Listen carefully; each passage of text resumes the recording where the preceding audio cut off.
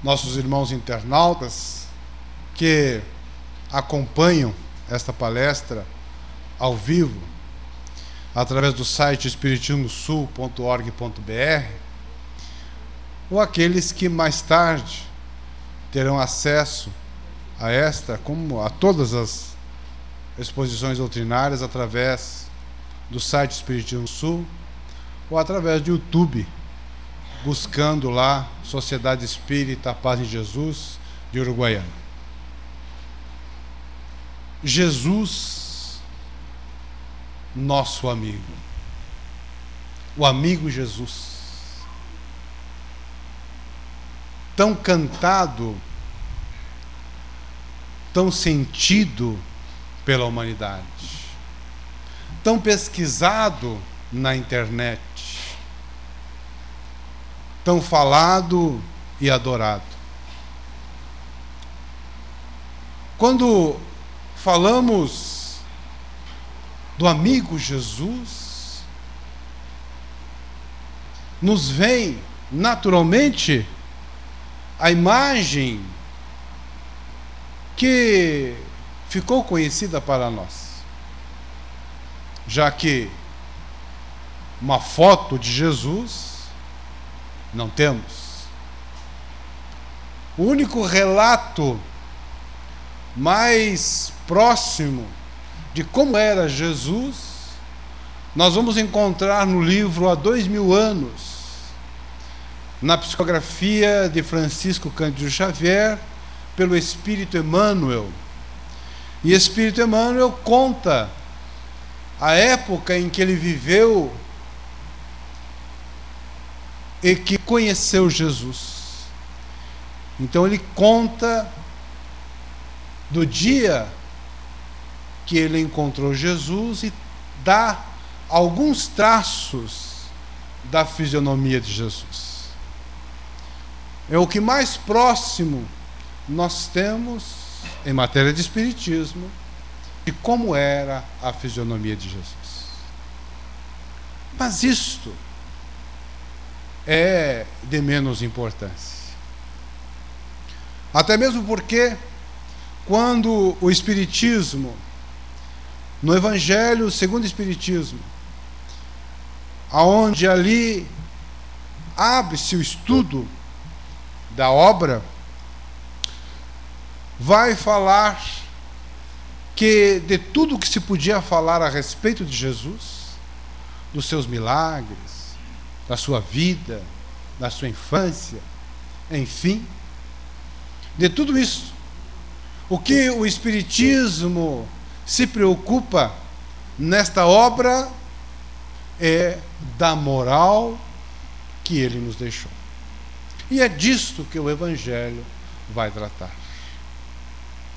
Então Jesus, apresentado a nós pelo Espiritismo como o Espírito mais perfeito que pisou nesta terra, que aqui esteve encarnado.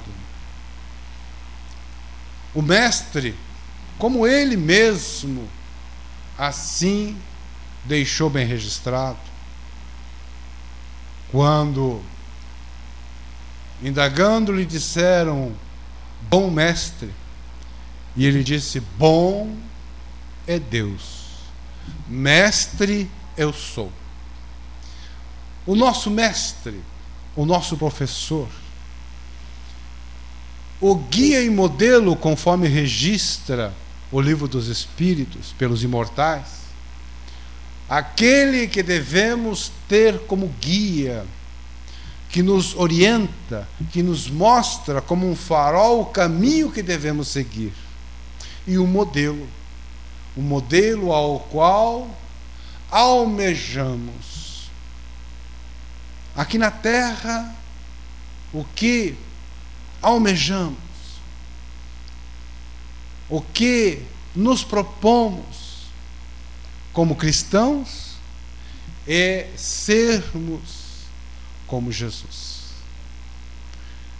que desde a criação do planeta organiza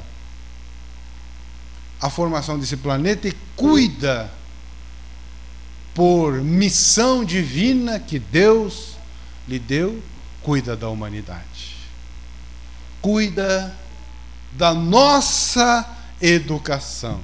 É o nosso mestre, é o nosso modelo, é o nosso professor. E de tudo que ele fez e continua fazendo por nós. No seu programa divino, porque Jesus trabalha em cima de um programa que ele elaborou para que atendesse à educação da humanidade. Ele mesmo, neste programa, se incluiu de vir aqui, de encarnar e nos mostrar como mestre, através do exemplo, como é que se deve agir. E como todo aquele que vai trazer algo novo, porque Jesus apresenta o amor no meio hostil, falando de amor que devíamos amar. Ele já sabia de antemão que sofreria o que sofreu pelos homens, espíritos imperfeitos. E ele, com firmeza, deixou registrado o seu ensinamento. Ele não voltou atrás. O que ele disse, na sua sabedoria de mestre, não como nós, que às vezes temos que voltar atrás porque erramos, cometemos equívocos, somos imperfeitos. Mas Jesus, como mestre, disse o que disse, mostrou o que devia ser mostrado. E mesmo quando lhe colocaram numa condição de que ele, se mudasse o seu discurso, seria poupado, ele manteve a orientação. Ele manteve firme, porque sabia da importância para os seus irmãos menores daquilo que ele trazia. Por este amor a nós, por esta amizade, por este amigo, um amigo incondicional, porque ele não nos impõe condição para ser nosso amigo. Jesus não nos disse: se você for bonzinho, eu sou teu amigo; se tu não for bonzinho, eu não sou teu amigo. Ele é amigo de todos, independente das nossas imperfeições. Ele não impõe condições, é o amigo incondicional. Ele é o nosso amigo, que podemos contar em qualquer momento, assim como contamos no registro que ele deixa na sua encarnação do manual da felicidade. Ele deixa registrado o manual da felicidade, que se nós seguíssemos com fidelidade o que ele ensinou, a terra seria um paraíso de pessoas felizes. Porque a felicidade é algo íntimo de cada um de nós. Conquistada, jamais a perderemos. Seremos felizes aonde estivermos, no local que estivermos, com as pessoas com quem convivermos. Seremos felizes, porque conquistamos a felicidade no nosso íntimo. E a felicidade é justamente este bem que ele nos propõe a realizarmos, que ele nos propõe a fazermos. E ele, sabendo das nossas imperfeições, nos ampara. Seguidamente envia missionários para lembrarmos da sua lição. Prometeu, quando aqui esteve, que enviaria um consolador quando estivéssemos mais preparados para entender as suas lições.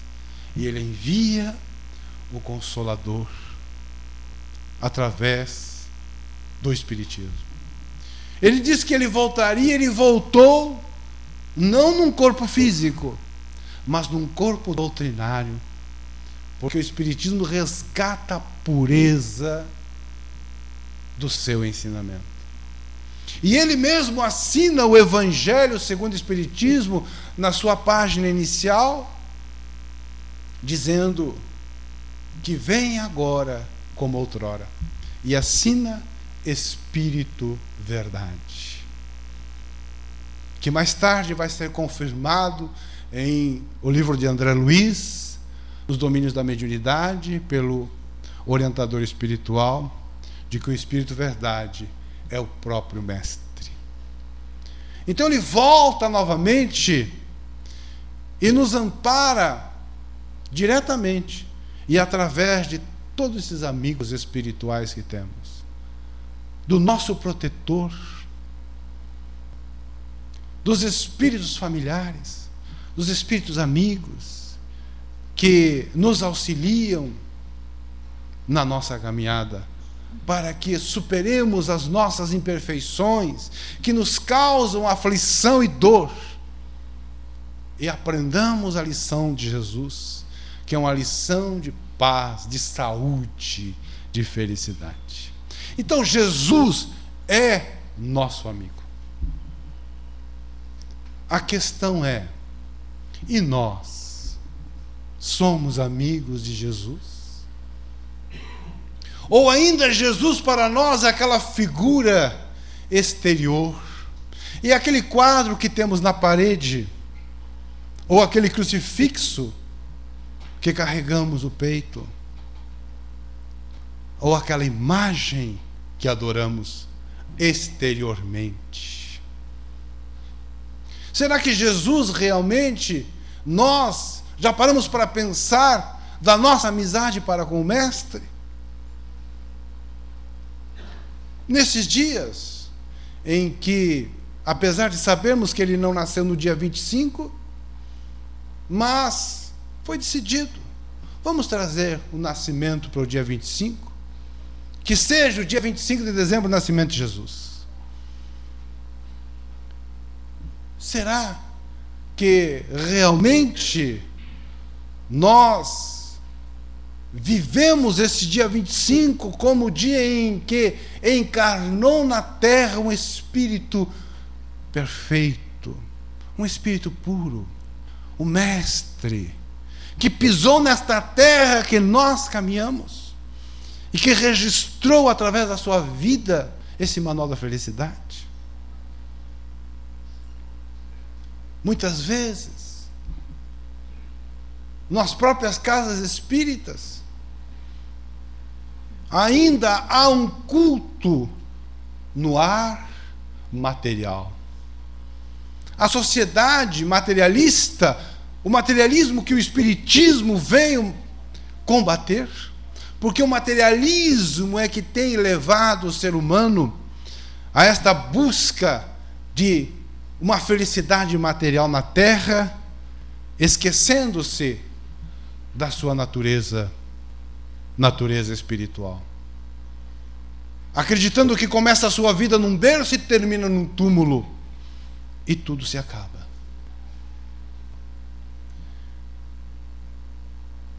O materialismo, o consumismo. Papai Noel tomou conta do Natal de Jesus. Está na mídia, em toda parte. Está dentro do nosso lar. E vemos em casas espíritas as pessoas que vão dar presente para as crianças e trazem o Papai Noel para dentro da casa espírita, a figura materialista. A figura que representa o materialismo, o consumismo. Não entendo por quê. Eu não entendo. Mas acontece muito por aí. E quando não há o Papai Noel, muitas vezes, no afã de trazer à criança um brinquedo nessa época, aos carentes, que não é condenável? Claro que não. Mas no afã, às vezes, não há nenhuma preocupação que presente a criança vai receber. Às vezes a liderança das casas espíritas não sabem. Pedem para as pessoas trazerem, e as pessoas não sabem também, não pararam para refletir. E dão armas de presente para as crianças. A arma para que ela comece a acordar o guerreiro do passado. Facas. Armas que parecem armas de fogo, olhando, a pessoa confunde. Porque a direção das casas não se preocupa em ver ou orientar as pessoas. Não deem armas para as crianças de brinquedo. Isso acorda o guerreiro do passado, que veio nesta encarnação para se reeducar. O materialismo. Nós nos preocupamos muito com a nossa velhice.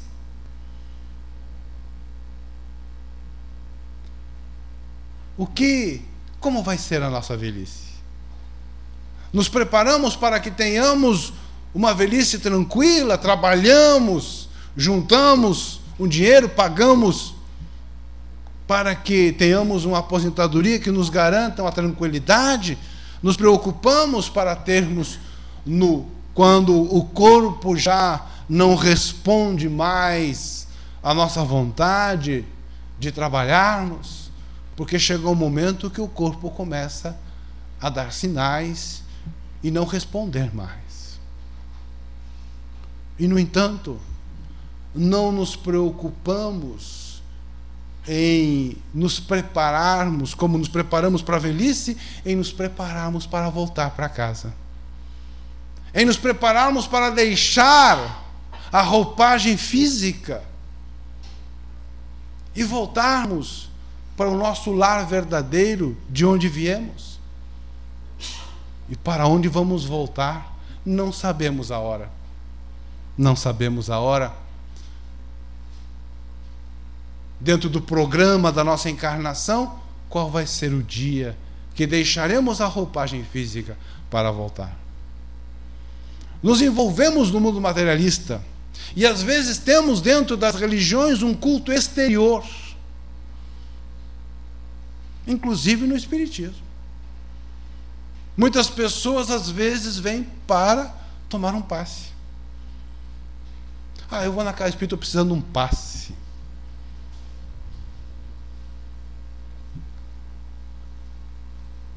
E fica nisso.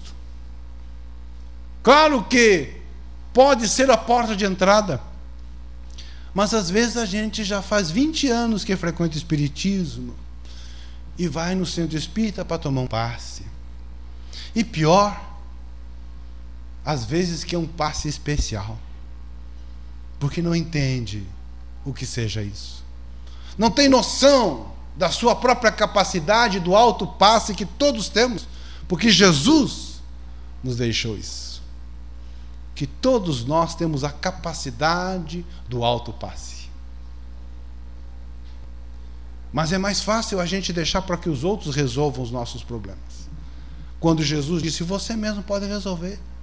Você não precisa de um líder religioso para resolver os seus problemas espirituais. Você mesmo pode fazer.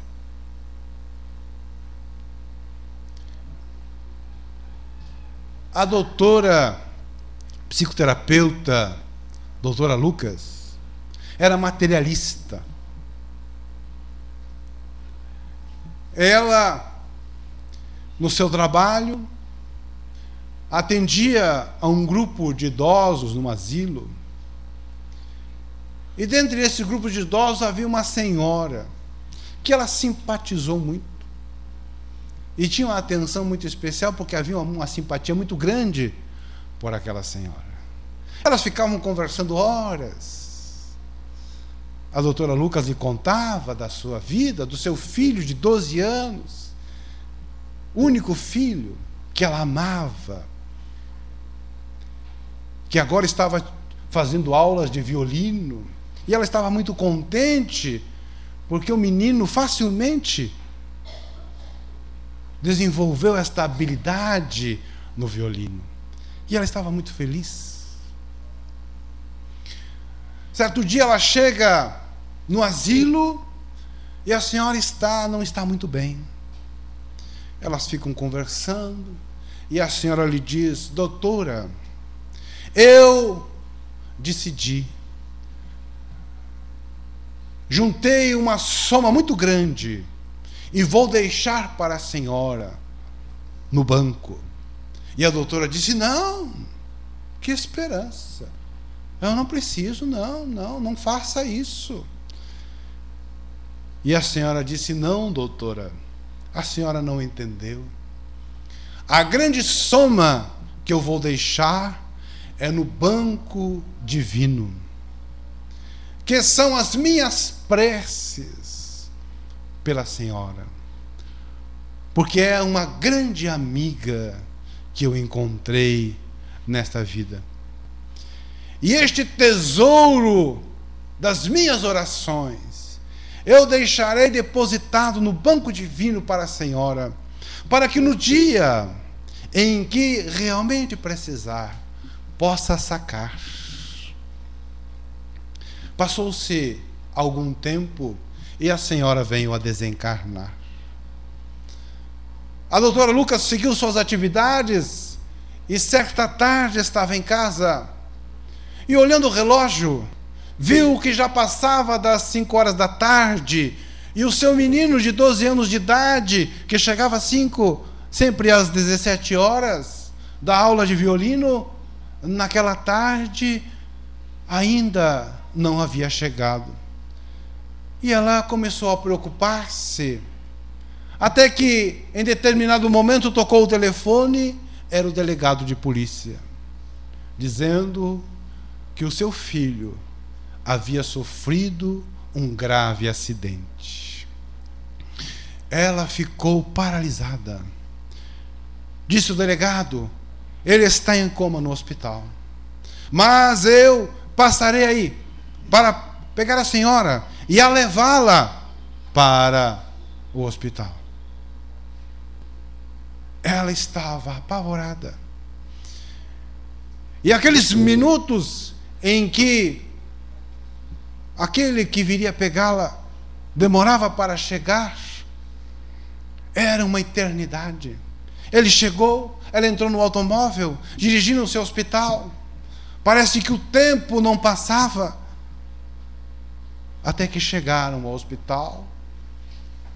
E a enfermeira disse: ele está sendo atendido. Em minutos o médico vem conversar com a senhora. E ela, então, aflita, chegou à janela e, olhando o horizonte, lembrou-se da amiga que lhe havia depositado a grande quantia no banco divino das preces. Então ela olhou para o céu e disse: se você existe, salva o meu filho. Eu estou sacando tudo do banco divino que para mim foi deixado. E lhe entrego um cheque ao portador. Salva o meu filho. Em instantes veio o médico. E ela foi ao encontro aflito e o médico disse: calma. Ele já despertou do coma. O acidente foi realmente grave, mas ele só teve um problema no ombro. Ele está bem, a senhora pode vê-lo. Ela entrou no quarto, abraçou o filho, uma lágrima correu-lhe à face. E ela, olhando para o alto, disse: muito obrigado por ter salvo meu filho.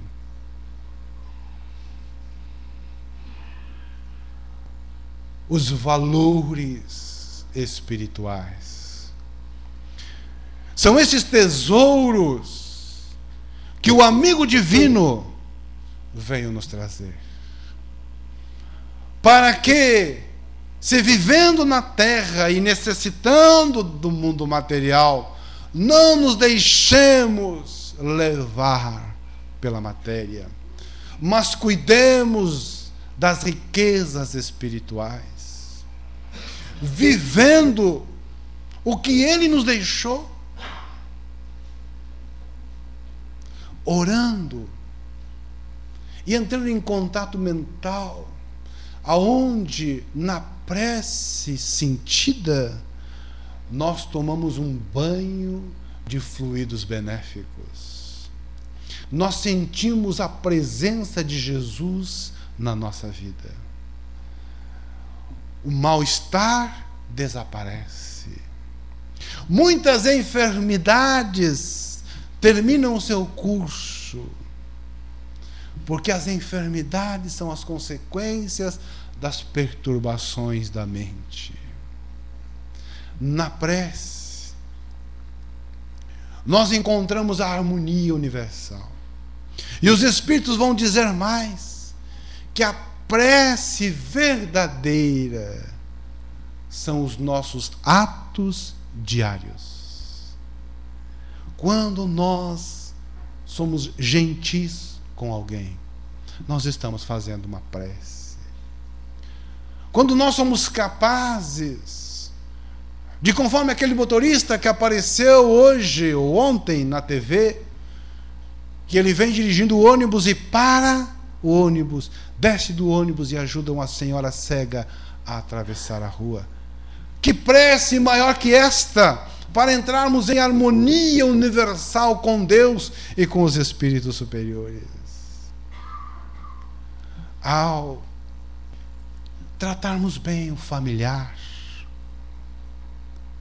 ao silenciarmos diante de um insulto, ao agirmos para que as lições do Mestre se mantenham claras. Porque fazer o bem também é ter uma atitude firme para lembrarmos a nós mesmos e aqueles que fazem parte do nosso convívio do Evangelho de Jesus, da sua pureza que o Espiritismo trouxe, que Kardec doou sua vida para que estivesse aqui.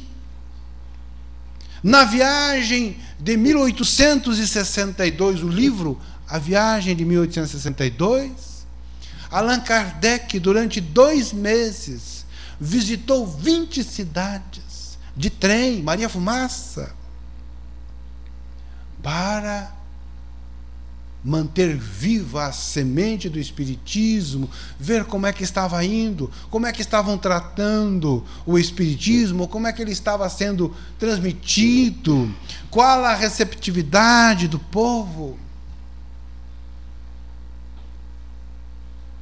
Então, estes missionários que Jesus tem enviado, para que nós tenhamos em nossas mãos o tesouro para a nossa felicidade, para a nossa paz, para a nossa saúde, para o nosso bem-estar,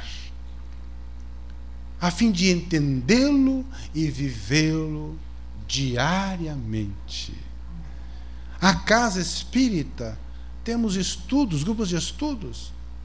Agora, nesse período, alguns grupos pararam, mas o estudo evangélico permanece segunda e sexta-feira, aberto a todos que queiram participar. Na quarta-feira tem o grupo para iniciantes do Espiritismo, a todos que queiram participar. Estudemos, compreendamos a lei de Deus que Jesus nos trouxe de uma forma fantástica e apliquemos ela diariamente. Apliquemos ela diariamente. Assim como a gente aprendeu a andar de bicicleta. A gente, nas primeiras pedaladas, conheceu as pedras do chão. Mas não desistimos e aprendemos. O Evangelho de Jesus é assim. A gente vai lá tratar aquela pessoa com a doçura do Evangelho e a pessoa nos dá um retorno não muito agradável. A gente vai lá e lembra da pureza do cristianismo e as pessoas não aceitam.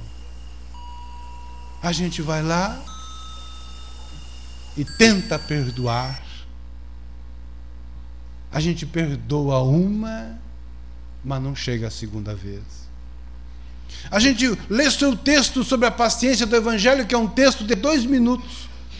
Paciência é o nome do título. E a gente, agora sim, paciência. E aí, no primeiro momento, nós demonstramos que a nossa paciência ainda é uma gotinha num copo. Está faltando todo o resto. Mas já é uma gotinha. Precisa ser treinado para que aprendamos. Ele precisa ser exercitado. E Jesus, sabendo disto, não desiste de nós. Ele está sempre nos dando apoio, nos trazendo uma mensagem, às vezes um amigo, às vezes um familiar, que nos alerta. Olha, está acontecendo aqui. E a gente se revolta, hein? A gente fica bravo. E é Jesus que mandou aquele amigo para nos alertar. Lembrando-nos, repetindo, para que aprendamos a lição que há de nos trazer o que nós tanto queremos, que é a paz, que é a felicidade em nossas vidas. Assim, este amigo divino espera de nós que vivamos a lição que ele nos traz para o nosso próprio bem. Esta, meus amigos,